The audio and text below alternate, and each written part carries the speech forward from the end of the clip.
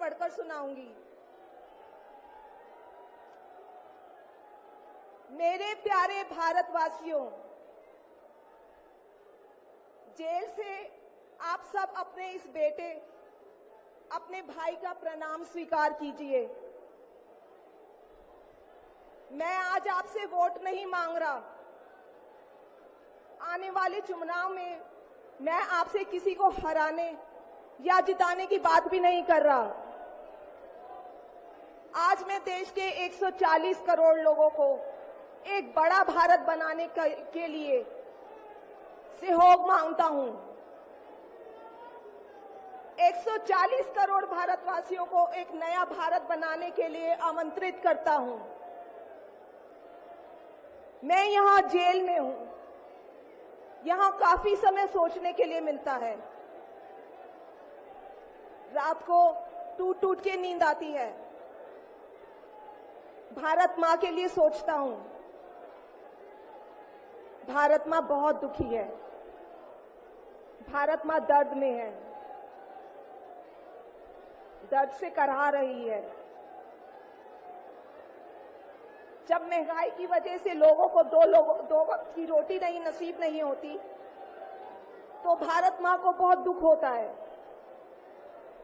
जब भारत मां के बच्चों को अच्छी शिक्षा नहीं मिलती, 75 साल बाद भी सही इलाज के बिना लोग मर जाते हैं, तो भारत मां बेबस और लाचार महसूस करती है।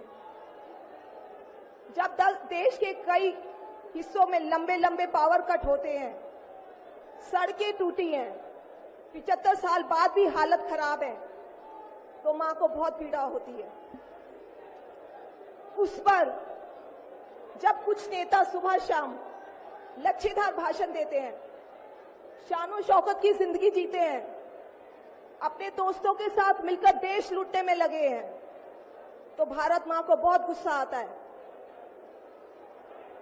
ऐसे लोगों से भारत मां को सख्त नफरत है। ये जो चुनाव हो रहा है, नरेंद्र मोदी जी इस चुनाव में मैच फिक्सिंग करने की कोशिश कर रहे हैं। ये जो उनका 400 सीट का नारा है, ये बिना ईवीएम के, बिना मैच फिक्सिंग के, बिना सोशल मीडिया और प्रेस पर दबाव डालकर खरीदकर ये 180 पार नहीं होने जा रहा है, सब मिलाकर। और मेरी बात आप अच्छी तरह सुन लो। अगर हिंदुस्तान में मैच फिक्सिंग का चुनाव बीजेपी जीते और उसके बाद संविधान को उन्होंने बदला, तो इस पूरे देश में आग लगने जा रही है। जो मैंने कहा याद रखो, अरविंद केजरीवाल को तो गिरफ्तार कर लोगे, लेकिन उसकी सोच को कैसे गिरफ्तार करोगे? जो लाखों अरविंद केजरीवाल देश में पैदा हो चुके हैं, उनको किस जेल में कैद करोगे? अरविंद केजरीवाल एक व्यक्ति नहीं है, अरविंद केजरीवाल एक सोच का नाम है।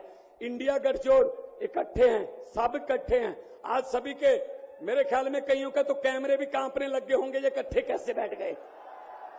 ये चाहते नहीं हम इकट्ठे बैठे, कभी ये इधर से कभी इधर से, कोई अफवाह। लेकिन मैं ये कहना चाहता हूं सबको कि आओ इकट्ठे हो जाएं और इन भ्रष्टाचारियों को कह दो, भगवंत मान ने बोला था, इन भ्रष्टाचारियों को कह दो कि जितने मर्जी इकट्ठे कर लो पैसे, हीरे, मोती, मगर ख्याल इतना रहे कफन पे जेब नहीं होती।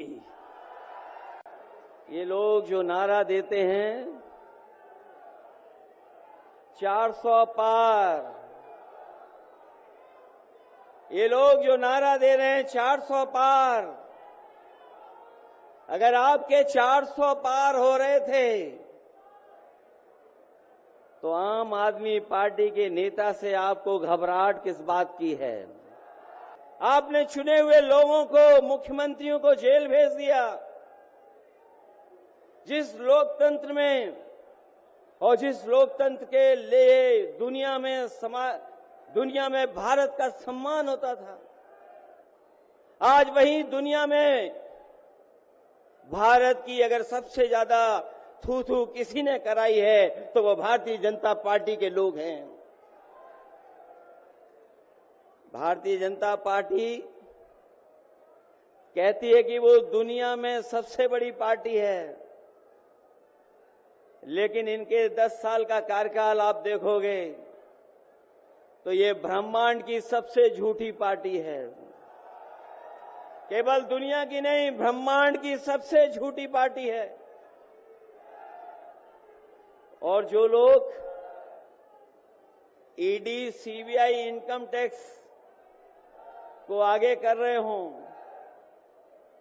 उन्हें सत्ता में रहने के लिए, सत्ता को बचाने के लिए